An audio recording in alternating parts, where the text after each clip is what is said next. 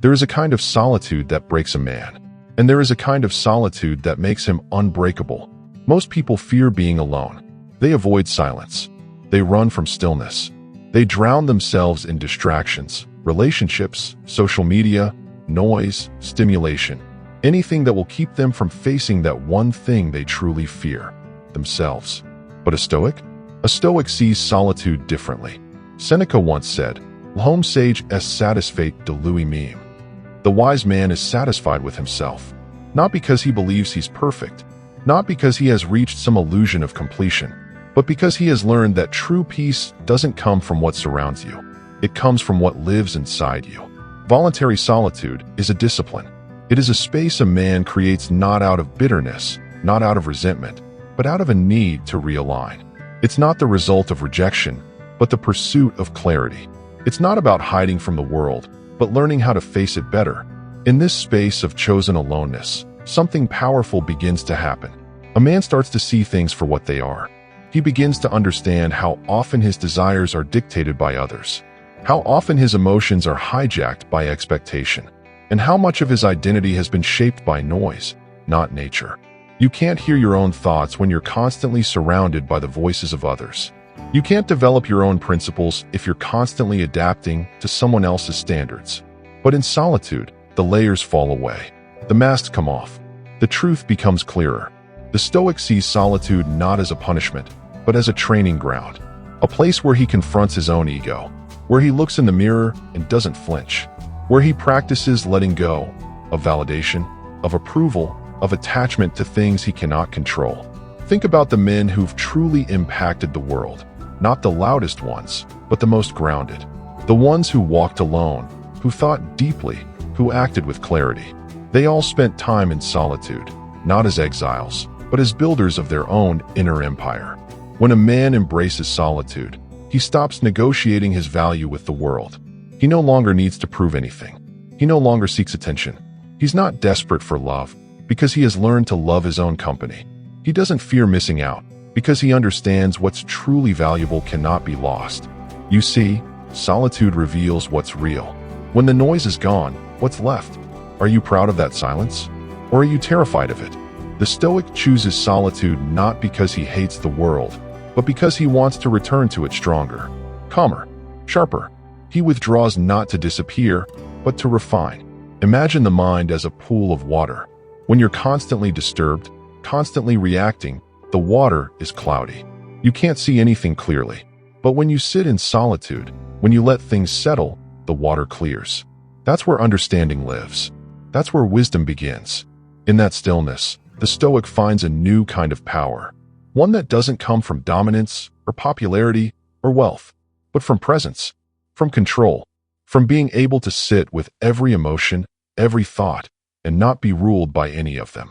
Most men are terrified of being alone because they've never been taught how to face themselves. They think solitude is loneliness, but loneliness is the absence of others. Solitude is the presence of yourself. The Stoic doesn't wait to be left alone. He chooses it. He builds routines that invite silence. He walks without headphones. He wakes early to write. He reflects. He journals. He asks himself hard questions. He accepts the parts of himself that are broken, and instead of hiding them, he works on them. Patiently, quietly, relentlessly. And here's the truth. Only a man who has mastered solitude is ready for connection.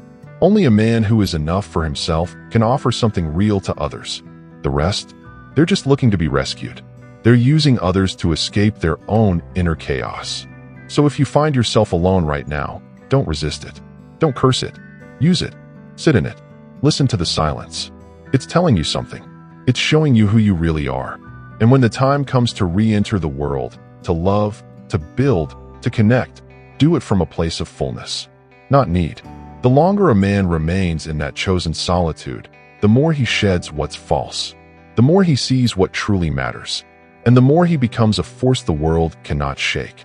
He becomes untouchable, because his peace no longer depends on anything outside of him.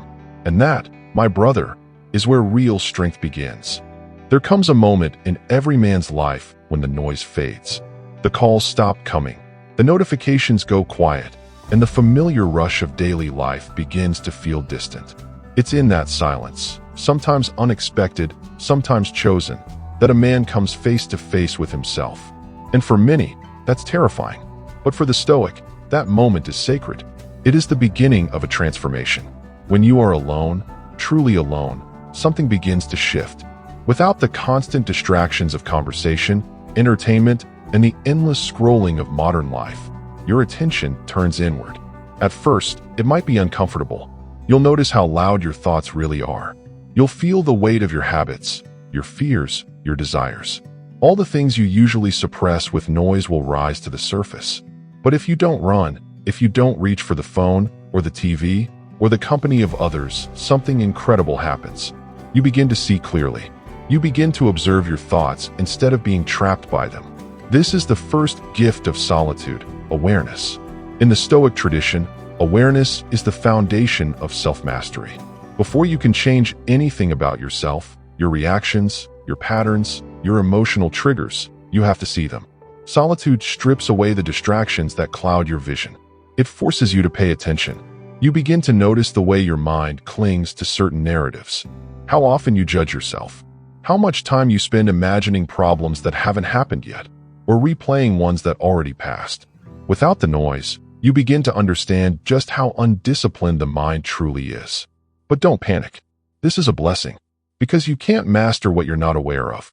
So the Stoic takes this awareness and trains it. He doesn't just observe, he studies. He investigates. He becomes a student of his own inner world. And in that process, something even more powerful unfolds: detachment. You see, when you're constantly stimulated by the world around you, you start to believe that every thought you have is important, that every emotion must be obeyed, that every impulse must be acted on. But in solitude, you get space. Space to breathe, space to question, space to choose. You begin to realize that your thoughts are not facts. They are suggestions, and most of them are trash. But when you're alone, with nothing to distract you, you learn to sit with those thoughts without reacting. You learn to let them pass like clouds in the sky. You learn that you are not your thoughts. You are the observer of your thoughts. This shift changes everything. No longer controlled by random emotions, you begin to regain your power. You begin to master the art of reflection over reaction. And that is the heart of Stoic practice. In solitude, this power multiplies. You no longer need external validation to feel worthy. The likes, the praise, the applause, it all begins to mean less. You don't need people to agree with you, to understand you, or to admire you. You learn to be enough for yourself. This doesn't mean arrogance. It doesn't mean you isolate yourself forever or reject love, friendship, or community. It means you stop depending on them to feel whole. It means your peace is no longer hostage to the opinions of others. You become grounded, rooted. You set boundaries, not out of pride, but out of clarity. You no longer say yes to things that drain you. You no longer chase people who don't see your worth. You no longer tolerate disrespect just to avoid being alone, because you know that solitude is not a punishment. It's a privilege. In this space of quiet self-reliance, Stoic practices begin to flourish. You start to build habits that reinforce your inner strength. One of the most powerful? Journaling. Marcus Aurelius, Emperor of Rome and one of the greatest Stoic minds, wrote every day, not for others, but for himself. His personal reflections, now known as meditations, weren't intended for publication. They were his way of grounding himself, of returning to what mattered, of holding himself accountable. Journaling is not just about writing down what happened. It's about interrogating your thoughts, questioning your emotions, asking, why did I react this way? Was it in my control? What could I have done better? It's a mirror that doesn't lie. When you journal in solitude, it becomes a sacred practice. There's no audience, no performance, just raw honesty. And from that honesty, wisdom emerges. Alongside journaling, meditation becomes your ally. Now, Stoic meditation is not about emptying the mind, like in some Eastern traditions. It's about directing the mind, choosing what to think about, choosing what to let go of. You might sit for 5 minutes in the morning, asking yourself, what challenges might I face today? How can I respond with virtue? Or at night, you might reflect, where did I fall short? What did I do well? What will I improve tomorrow? These moments of stillness recalibrate you. They remind you that life is not about control, it's about response. You cannot predict the storm, but you can train yourself not to be moved by it. That is what solitude offers you, space to train. And this training, over time, produces results you can feel. You'll begin to notice that things that used to upset you don't hit the same. You'll notice that you're less reactive, more thoughtful. You'll catch yourself pausing before speaking, breathing before judging, reflecting before acting. This is not because you've become cold. It's because you've become calm, still, unmoved. In a world addicted to stimulation, a man who is comfortable in his own silence becomes powerful. In a world obsessed with validation, a man who validates himself becomes dangerous in the best way possible. He becomes rare, and the rare man is not desperate. He doesn't chase. He attracts opportunity, respect, relationships, because he carries something the world has forgotten: inner peace. But here's the part many don't talk about. This isn't easy. This path of solitude, of self-reflection, of emotional independence, it's not glamorous. It's not instantly rewarding. It's hard. It's lonely. It will break you before it builds you. But the man who endures it, the man who doesn't run from himself, he becomes solid. And solid men are unshakable. So if you're alone right now, and it feels uncomfortable, good. Sit with it. Observe your mind. Watch how it reaches for distraction. Let it. Then bring it back. Again and again. That's the work. Write in your journal. Reflect without filters.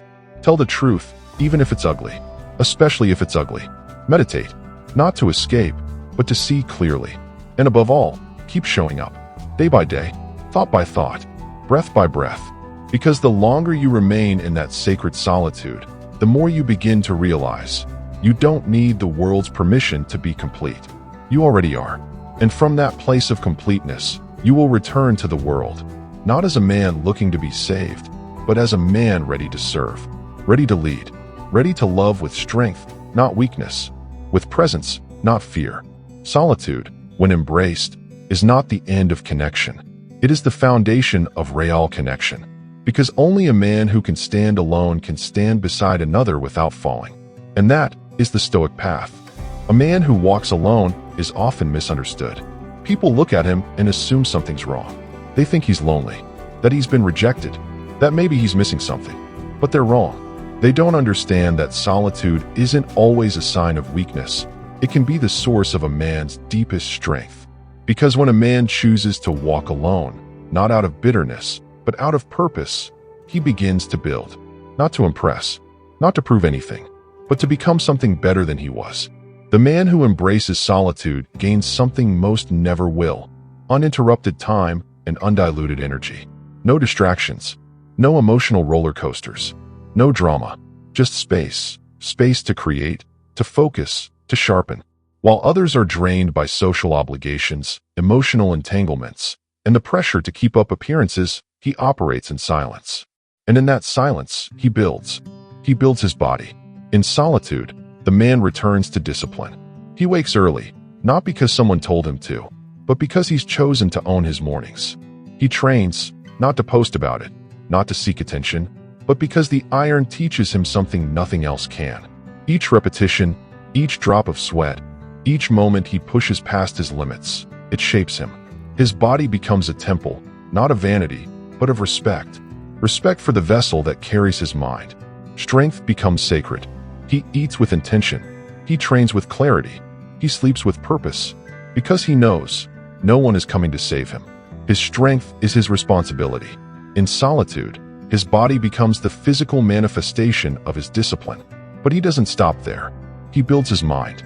The quiet gives him room to think, not react, not consume, but truly think. While the world races to keep up with trends, he slows down to ask better questions. He reads. He studies. He reflects. He doesn't fill his mind with noise. He filters.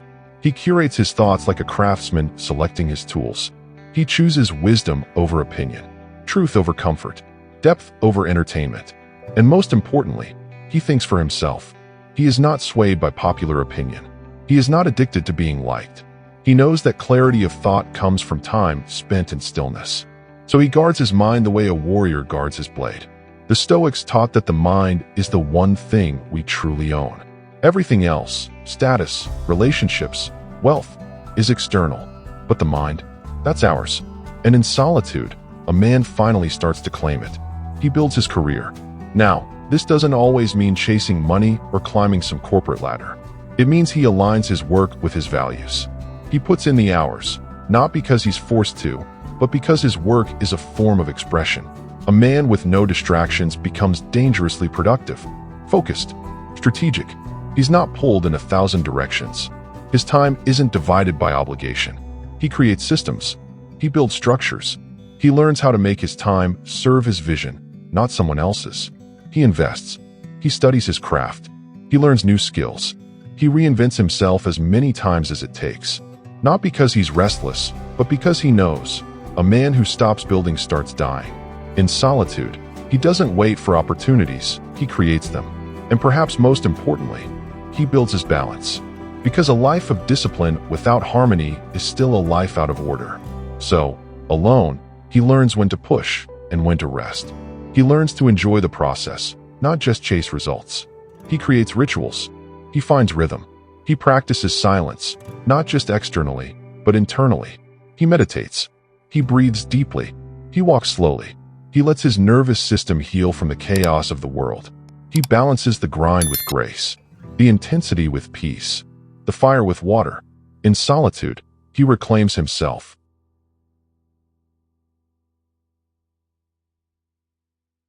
And here's the most beautiful part. None of this is visible right away. There are no instant rewards, no public praise, no applause. It's all happening behind closed doors. Quiet, unseen, but something is building. And when that man finally steps out of the shadows, people notice. Not because he tells them, but because his presence says it all.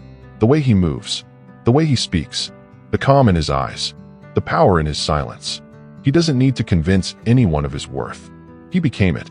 This is what solitude can do. It turns isolation into incubation. It transforms a man not through noise, but through stillness. It is the force that separates boys from men. There's a powerful analogy that captures this transformation. Imagine a warrior, scarred from battle, worn from years of fighting. One day, he walks away from the battlefield, not in defeat, but in discipline. He retreats to a mountain, a cave, a quiet place far from the chaos of war. There, alone, he doesn't rest idly. He sharpens his blade. He studies ancient texts. He trains his body. He meditates by firelight. He questions everything he once believed. He breaks himself down, not to destroy, but to rebuild. And while the world forgets him, he is forging something. His mind, his body, his code. He becomes dangerous again, not with rage, not with noise, but with clarity, precision, stillness. And when the time comes, if he must return to the battlefield, he won't need to shout. He won't need to prove anything. His presence will speak louder than any roar. That man is not broken. He is reborn. Solitude, when used with intention, is the forge. And the man who enters it with courage comes out sharper, calmer, and more complete. In our world today, men are constantly told to stay connected, to never be alone, to always be available, responsive, online. But that kind of constant connection is a trap. It steals your energy. It clouds your purpose. It keeps you distracted from the one thing that matters most, becoming who you were meant to be. Because here's the truth. You cannot build something great while you're always distracted. You cannot hear your calling while you're always surrounded by noise. You cannot master yourself while you're always trying to be understood by others. Solitude is the solution, but it's not for everyone. Most will avoid it. They'll fill their time with shallow relationships, endless entertainment, and the illusion of productivity. But a few, just a few, will choose the harder path, the silent path, the path of the builder. And those men, they become legends in their own right. Not because the world gave them permission, but because they gave themselves time. Time to think, time to train, time to create, time to become. So if you're walking alone right now, don't rush to escape it. Don't fill the silence just to feel busy. Sit in it. Embrace it. Use it. Every second you spend in solitude is an investment in your future self. Every day you spend building while the world sleeps is a step closer to the man you've always known you could be. One day, they'll ask where it all came from. Your strength, your peace, your presence. And you'll simply smile. Because you'll know, it came from the silence, from the stillness, from the solitude you once walked through alone, like a warrior in retreat, sharpening his sword in the dark. not to escape the world, but to return to it ready. Most men don't enter relationships out of love. They enter out of fear. The fear of silence. The fear of being alone. The fear of facing themselves without someone else there to distract them, validate them, or soothe the ache they don't even fully understand. They say it's love, but more often, it's escape. They don't choose their partners. They choose relief. Relief from loneliness, from insecurity, from emptiness. But here's the harsh truth. No relationship built on fear will ever bring peace. A man who enters love from a place of lack is not really loving. He is grasping, clinging, hoping that another person can fill the void he refuses to face. He becomes dependent, not in the romantic sense, but in the spiritual sense. He relies on someone else to give his life meaning. And that, my brother, is not love. That is slavery. The Stoic man walks a different path. He would rather walk alone than lie to himself. He would rather spend his nights in silence than sell his soul for temporary comfort. He would rather be misunderstood than betray his own integrity, because he knows peace is more valuable than company. The Stoic doesn't fear solitude. He embraces it, not because he hates people, not because he's bitter, but because he's learned that being alone is not the same as being empty. The Stoic is full. He is full of purpose, full of principle, full of presence. He's not waiting for someone to complete him. He has already done that work. He has sat in the fire of his own emotions. He has faced his demons. He has rebuilt his identity, not on compliments, not on desire, but on virtue. And so, he doesn't need. He chooses. He doesn't chase. He attracts. And if love comes, it will not be to save him. It will be to walk beside him. That kind of man is rare, but that kind of man is real. He understands that love is not something you demand. It's not something you manipulate or chase or pretend into existence. Love is not possession. It is not control. It is not dependency dressed in sweet words. True love, Stoic love, only emerges when two people meet from a place of fullness. When they don't need each other, but see each other. When there is no pressure to fix or complete, but only a desire to witness and grow. But this kind of love is impossible when you are still hiding from yourself. This is why the Stoic man waits. He waits, not out of passivity, but out of discipline. He knows that rushing into relationships out of fear only creates more suffering. So he takes his time. He learns himself. He sharpens his values. He understands what he can give and what he will never compromise on. He doesn't use others to forget his pain. He meets his pain head on. He doesn't escape into romance when he's lost. He sits in the dark until the path becomes clear. And when love does appear, if it appears, it is no longer a transaction. It is a gift. Because the Stoic is not looking to get something from love. He is looking to give from love, not from emptiness, but from abundance. He does not say, "Love me so I can feel whole." He says, "I am whole. Let me love you clearly, calmly, completely, with no need to own or control." There's a strength in this that most people never experience, because they've never stopped long enough to be alone, to be quiet, to be still. But solitude is the test. Can you sit in a room with no distractions, no attention, no validation, and still feel at peace? If not, you're not ready to love.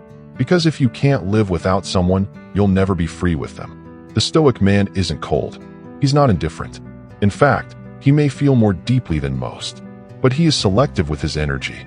He protects his peace like a fortress. He does not open his gates to anyone who knocks.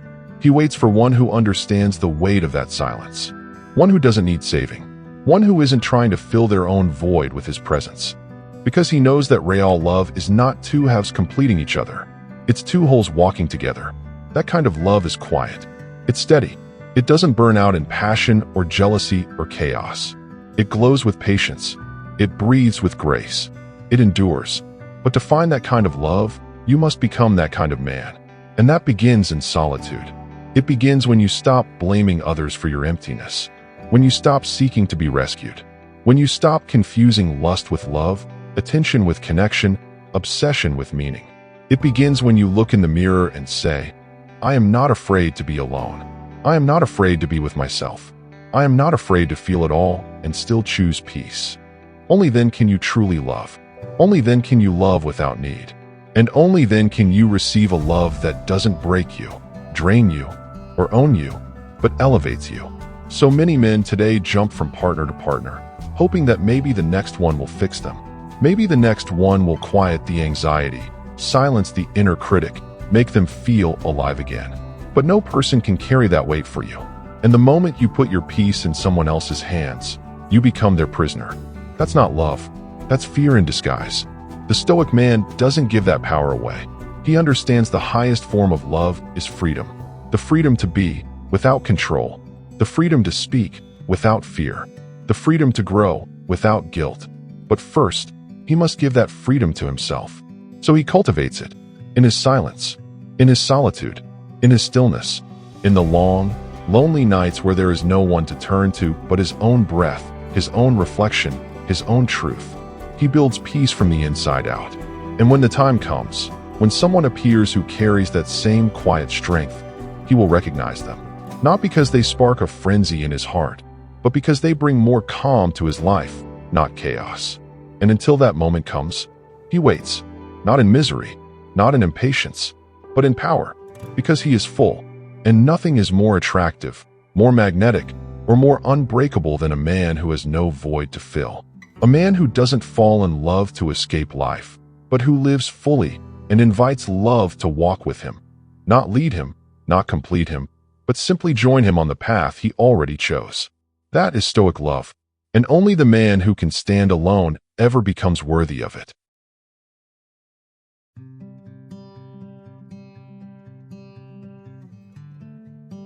Solitude is sacred, but it must be understood, or it becomes dangerous.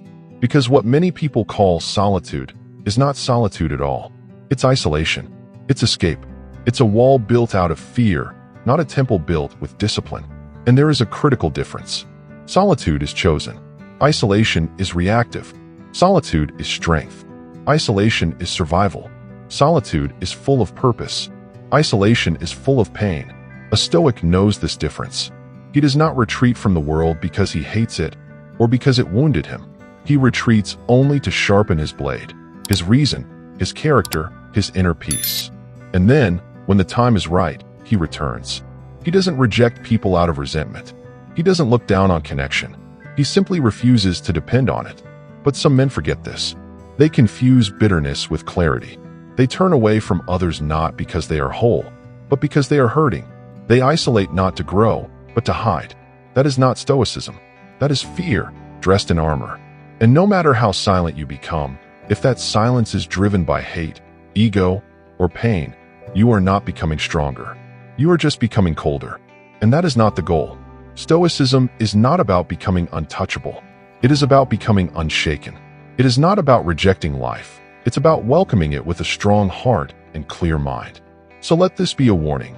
Don't use solitude as a weapon. Don't use it to justify arrogance. Don't use it to escape responsibility. And don't let it become a prison. Because there is no virtue in simply being alone.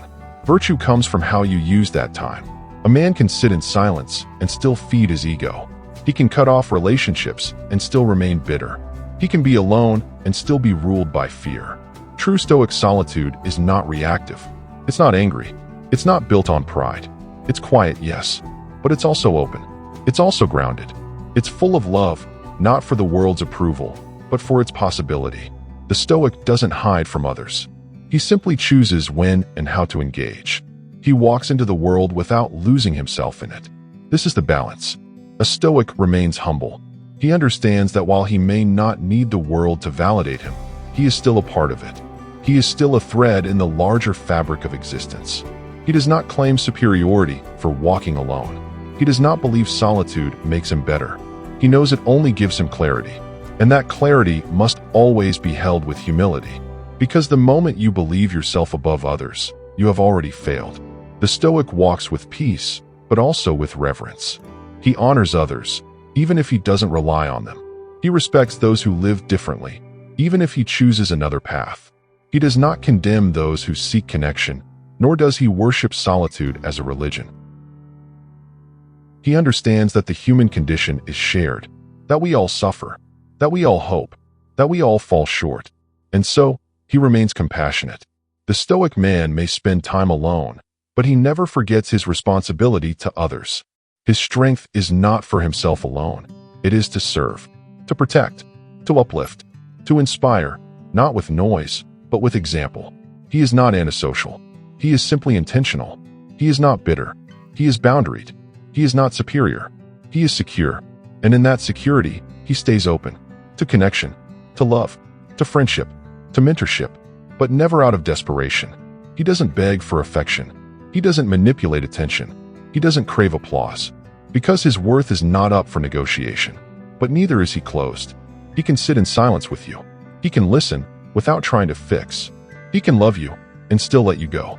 This is the paradox of Stoicism. The more you need nothing, the more you are able to give everything, freely, generously, without expectation.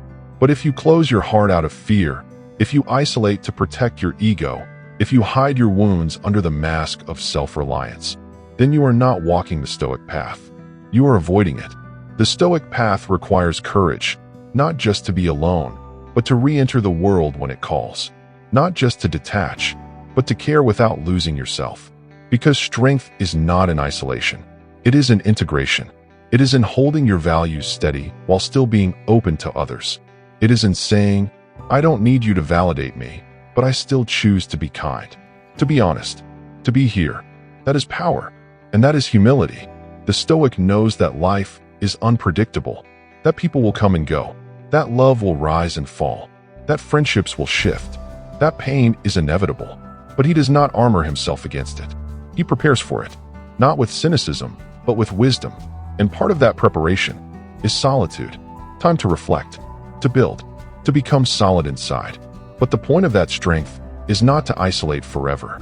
It is to re-enter with more clarity, with more stability, with more peace. So beware the temptation to run from others and call it Stoicism. Beware the temptation to hate and call it wisdom. Beware the temptation to close and call it strength. Because a closed heart is not strong.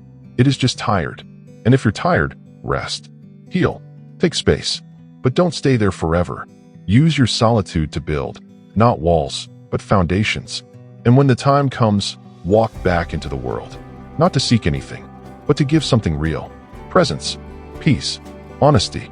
The kind of calm that doesn't come from avoiding people, but from no longer being ruled by them. The Stoic lives in the world. He doesn't flee from it. He walks its streets. He works among others. He falls in love. He suffers loss. He celebrates quietly. And through it all, he remains himself. So stay humble. Stay open. Stay grounded. And never forget, solitude is a tool, not a destination. Use it wisely. And when it's time, return. It's not the fact that a man is alone that makes him powerful. It's what he does with that solitude. You see, anyone can be alone. Circumstances can isolate you. Life can pull people away. You might find yourself in a room with no one else, in a life stage with no companionship, in a season where all the noise and movement slows, and suddenly, it's just you. But being alone isn't what changes you. What changes you is what you do in that silence. Because solitude, in and of itself, is neutral. It's like a block of marble. It can become a statue, or it can sit untouched, heavy, meaningless. It depends on the sculptor. The same solitude that destroys one man will build another. Because solitude is pressure. It is reflection. It is discomfort. It removes the distractions that normally protect you from facing yourself.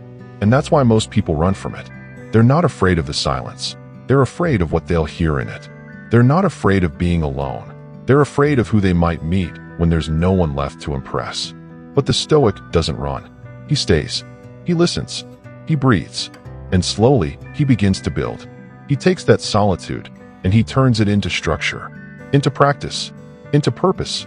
He makes his bed in the morning with precision, not because anyone will see it, but because it trains him to begin the day with order. He journals, not to be heard, but to hear himself. He reflects. He reads. He trains his body with intensity and his mind with clarity, not because he's trying to become someone others will admire, but because he refuses to be someone he himself cannot respect. This is what makes solitude powerful, not the absence of others, but the presence of discipline. And that discipline becomes the foundation for greatness. Because the man who masters himself in solitude becomes unstoppable in the world. He is no longer dependent. He is no longer easily swayed. He is no longer manipulated by fear, loneliness, or rejection. He becomes whole, not perfect, not invincible, but centered. He knows who he is. And that kind of man doesn't chase things he doesn't need. He doesn't beg for love. He doesn't fight for validation. He doesn't break under pressure, because he's already faced the hardest battle, the one within. And this is the truth no one wants to say. You will be tested. Life will leave you alone, not once, but many times. You will lose people. You will face betrayal. You will outgrow relationships. You will walk through shadows where there's no applause, no support, no one to tell you you're doing a good job. And in those moments, you will either fall apart or you will forge yourself. That's your choice. And if you're in a season like that right now, a season of solitude, this is your moment. This is not a punishment. This is not the end. This is the beginning. A sacred pause between chapters. The place where the foundation is laid. The quiet before the rise. Do not waste it. Do not numb it. Do not drown it in noise, in pleasure, in people who distract you from your work. Embrace it. Use it. Let it teach you. Because this season will pass. And when it does, you will be one of two men. Either the one who escaped it, or the one who emerged from it. Stronger, sharper, calmer, more dangerous in the best way possible. Not because you've become hard, but because you've become still. Let me be clear. Solitude is not glamorous. It's not romantic. It's boring. It's quiet. It's raw. It will bring you face to face with everything you've avoided. Your doubts, your insecurities, your failures, your ego. But inside that discomfort is your real power. Because once you learn to sit with those parts of yourself and not flinch, nothing can shake you. Not rejection, not betrayal, not loss, not public failure. Because you've already faced what's worst inside you and survived. This is the Stoic's path. It's not about appearing strong. It's about becoming strong through awareness, through discipline, through solitude. Marcus Aurelius wrote to himself, not to impress the world, but to keep his soul anchored in storms. Epictetus taught that freedom comes not from external riches or companions, but from mastering your own mind. Seneca said it clearly. The wise man is content with himself, not because he hates the world, but because he no longer depends on it to give him peace. And that is the goal. Not isolation, not arrogance, not withdrawal, but peace. The ability to be okay, with or without. To be stable, whether the phone rings or not. To be whole, whether you are praised or forgotten. Because the Stoic knows, it's not solitude that makes you powerful, it's what you build inside that solitude. So here's the call. If you're in a moment right now where you feel alone, don't run. Don't chase someone just to feel better. Don't rush into noise just to silence your thoughts. Stay, sit in it, let it do its work. And every day, show up. Not for the world, but for yourself. Make your bed, journal, lift something heavy, read something ancient. Say no to things that break your peace. Say yes to the things that sharpen your soul. It won't be easy, but it will be worth it. Because when the day comes, and it will, that you step out of your solitude and back into the world will feel different. It won't own you anymore. It won't confuse you. You won't be desperate for its approval. You'll walk with quiet confidence. Not the kind that screams. The kind that speaks only when needed. The kind that commands respect without asking for it. Because you've done the work. And that work was done alone. In the shadows. In the silence. In the spaces no one else could see. But now they will feel it. So if you're alone right now, remember, it's not the solitude that makes you strong. It's what you do with it. It's the choices you make when no one is watching. It's the thoughts you train when there's no one to impress. It's the pain you face when there's no one to soothe it but your own breath. And if you can learn to be at peace in those moments, you become unstoppable in every other. So don't curse your solitude. Use it. And remember, the greatest strength a man can ever develop is the ability to remain at peace, even when he's alone.